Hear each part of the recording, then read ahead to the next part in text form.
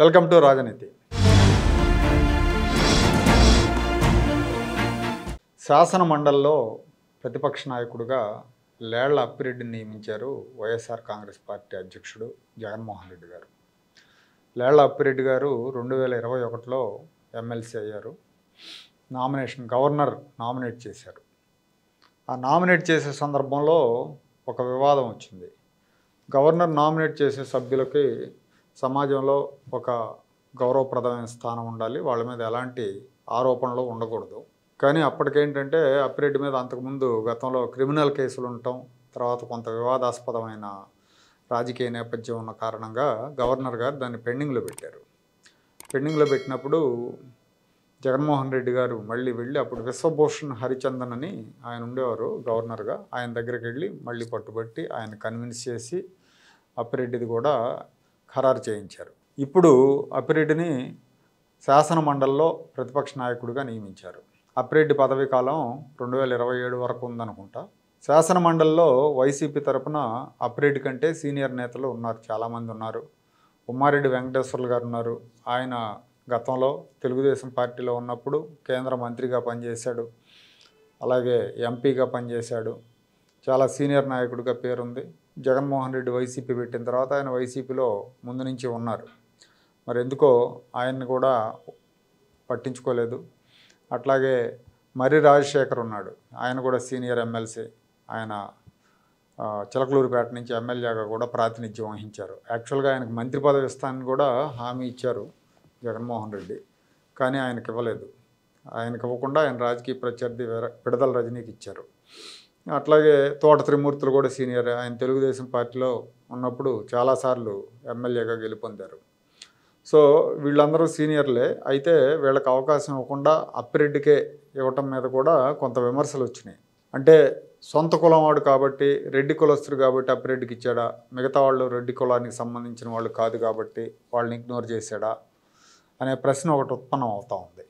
ఇక్కడ ఆల్రెడీ ఇప్పుడు YSR Congress party structure తీసుకుంటే, మీరు వైఎస్ఆర్ కాంగ్రెస్ పార్టీ అధ్యక్షుడు జగన్మోహన్ రెడ్డి, వైఎస్ఆర్ కాంగ్రెస్ పార్టీ పక్ష నాయకుడు అసెంబ్లీలో జగన్మోహన్ రెడ్డి, పార్లమెంటరీ పార్టీ నాయకుడు వైఎస్ఆర్సీపీ జగన్మోహన్ రెడ్డి బాబాయ్ వైవి సుబ్బారెడ్డి, రాజ్యసభలో వైఎస్ఆర్ కాంగ్రెస్ పార్టీ నాయకుడు విజయసాయిరెడ్డి, లోక్సభలో వైఎస్ఆర్ కాంగ్రెస్ పార్టీ నాయకుడు పెద్దిరెడ్డి మిథున్ రెడ్డి, ఇప్పుడు శాసన మండలిలో వైఎస్ఆర్ ప్రతిపక్ష నాయకుడు లేళ్ల అప్పిరెడ్డి. అంటే మొత్తం అందరూ రెడ్లే.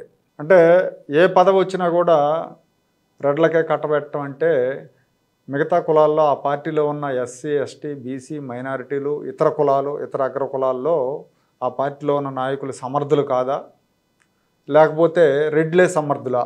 నా ఎస్సీలు, నా బీసీలు, నా ఎస్టీలు పేదలు, పెత్తందారులు అంటూ పత్తిత్తు కబుర్లు చెప్తూ ఉంటాడు జగన్మోహన్ రెడ్డి. పదవుల దగ్గరకు వచ్చేసరికి మాత్రం రెడ్లకి అగ్రతాంబూలం ఇస్తాడు. ఈయన అధికారంలో ఉండగా ఎంతమంది రెడ్లకు పదవులు ఇచ్చారనే విషయంలో సోషల్ మీడియాలో చాలాసార్లు చాలా పేర్లు ట్రెండ్ అయినాయి. దాదాపు 1000కి పైగా నామినేటెడ్ సలహాదారులు పోస్టులు ఇస్తే అందులో 800 వరకు రెడ్లకే ఇచ్చాడు, అంతా 300-400 ఇతర కులాలకు ఇచ్చారు అనేది అప్పట్లో లిస్టులు కూడా వేశారు. కానీ అప్పుడు ఈ న్యాయశాఖకు సంబంధించిన డీటెయిల్స్ బయటికి రాలేదు. న్యాయశాఖలో కూడా మొత్తం రెడ్లతో నింపేశారు. అన్ని జిల్లాల్లో, తర్వాత రాష్ట్ర స్థాయిలో ఉండే పదవులన్నీ కూడా రెడ్లకే ఇచ్చారు. మనం ఉదాహరణకు చూస్తే పొన్నవోలు సుధాకర్ రెడ్డి దగ్గర నుంచి మొదలు పెడితే మొత్తం ఒక 100 మంది రెడ్లు రకరకాల పదవుల్లో, రకరకాల హోదాల్లో ఉన్నారు. ఒకసారి వాళ్ళ వివరం చూద్దాం. Ponnavolu Sudhakar Reddy additional advocate general, G Manohar Reddy AP law department secretary, K Jaganmohan Reddy advocate high court AP, K Srinivasa Reddy public prosecutor high court AP, P Govinda Reddy special counsel for the state of AP high court, M Manohar Reddy standing counsel for Andhra region municipalities, K Narsi Reddy standing counsel AP SRTC, S Rajeshwara Reddy government pleader AP high court, Siddha Reddy government pleader AP high court, Erram Reddy Nagi Reddy standing counsel AP Transco, Konreddy Madhavareddy standing counsel Andhra region endowments, N Rangareddy standing counsel Rayalaseema region municipalities, G Shekar Reddy government pleader court of commissioner appeals, Suresh Reddy standing counsel Rayalaseema region municipal corporations, Dushyant Reddy additional public prosecutor AP high court, G Punnareddy standing counsel AP endowment tribunal, గుండమ్మగారి Ram Manohar Reddy standing counsel AP endowment tribunal, Sailajareddy standing council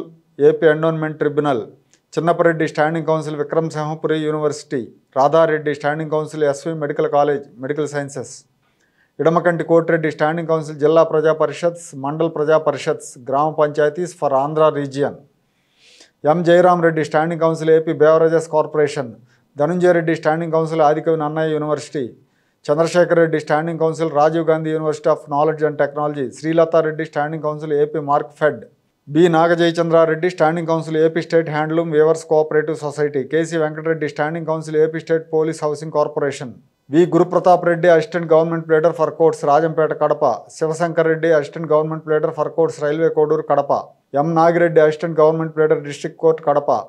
ఇంకా చాలా పేర్లు ఉన్నాయండి. ఇప్పుడు నేను 40 పేర్లు చదివాను. 100 మందికి పైగా రెడ్లని న్యాయశాఖలో రకరకాల హోదాల్లో నింపేశారు. గవర్నమెంట్ ప్లేడర్లుగా, స్టాండింగ్ కౌన్సిల్ మెంబర్స్గా పెట్టేసుకున్నారు. లిస్ట్ చదివితే చాలా ఆశ్చర్యం వేస్తుంది. అంటే ఇక ఆంధ్రప్రదేశ్లో వేరే కులానికి చెందిన అడ్వకేట్లు, ప్లేడర్లు లేరా? మొత్తం రెడ్లమయం చేసేసారు. ఇప్పుడు వీళ్ళంతా ప్రభుత్వం మారిన తర్వాత వీళ్ళలో కొంతమంది ఏదో ఒక రకంగా పైరవీలు చేసుకొని మళ్ళీ తెలుగుదేశం వాళ్ళని పట్టుకొని అదే కులానికి సంబంధించిన నాయకులను, లేదంటే వేరే వాళ్ళకి వ్యక్తిగత సంబంధాల నాయకులను పట్టుకొని వీటిని నిలుపుకునే ప్రయత్నాలు కూడా కొంతమంది చేస్తూ ఉన్నారు. అంటే అడ్డగోలుగా వన్ సైడెడ్గా జగన్మోహన్ రెడ్డి పదవులు ఎట్లా ఇస్తాడంటానికి ఇది ఒక నిదర్శనం అనమాట. కళ్ళ ముందు కనపడుతున్న నిదర్శనం. ఇది ఒక ఎత్తు అయితే, వైసీపీలో తాజాగా ఒక చర్చ కూడా జరుగుతూ ఉంది. ఏంటంటే అది జగన్మోహన్ రెడ్డి, అప్పిరెడ్డిని మండలంలో ప్రతిపక్ష నాయకుడిగా పెట్టారు కాబట్టి వీళ్ళిద్దరిలో ఎవరు గొప్ప అనే చర్చ ఒకటి నడుస్తూ ఉంది. ప్రోటోకాల్ పరంగా ఎవరికి ఎక్కువ గౌరవం ఉంటుందనే దాని మీద కూడా ఒక చర్చ నడుస్తూ ఉంది. మనం వాస్తవంగా చూస్తే జగన్మోహన్ రెడ్డి కేవలం 11 మంది ఎమ్మెల్యేల్లో ఒకరు, వైసీపీ అధ్యక్షుడు అయితే అయి ఉండొచ్చు, మాజీ ముఖ్యమంత్రి అయితే అయి ఉండొచ్చు, కానీ శాసనసభలో ఆయనకి ప్రతిపక్ష హోదా దక్కలేదు. దాని మీద ఆయన కోర్టుకు కూడా వెళ్ళాడు. యాక్చువల్గా 10% లేదు కాబట్టి ఆయనకు లేదు. కానీ ఇక్కడికి వచ్చేసరికి మండలిలో 38 మంది సభ్యులు ఉన్నారు వైసీపీకి. సో ఈ 38 మంది సభ్యులకి అప్పిరెడ్డి నాయకుడు, మండలిలో ప్రతిపక్ష నాయకుడు, ప్రధాన ప్రతిపక్ష నాయకుడిగా అప్పిరెడ్డికి ప్రోటోకాల్ ఉంటుంది, గౌరవ మర్యాదలు ఉంటాయి, ప్రత్యేకమైన ఛాంబర్ ఉంటుంది. కానీ జగన్మోహన్ రెడ్డికి ఇవేం ఉండవు. ప్రత్యేక ప్రాధాన్యతలు, ప్రత్యేక గౌరవాలు ఇలాంటివి ఏమి ఉండవు. బహుశా ఆ ప్రోటోకాల్ కోసం, ఆ గౌరవం కోసం ఆరాటమే జగన్మోహన్ రెడ్డి గారిని కోర్టు వైపు నడిపించి ఉంటుంది.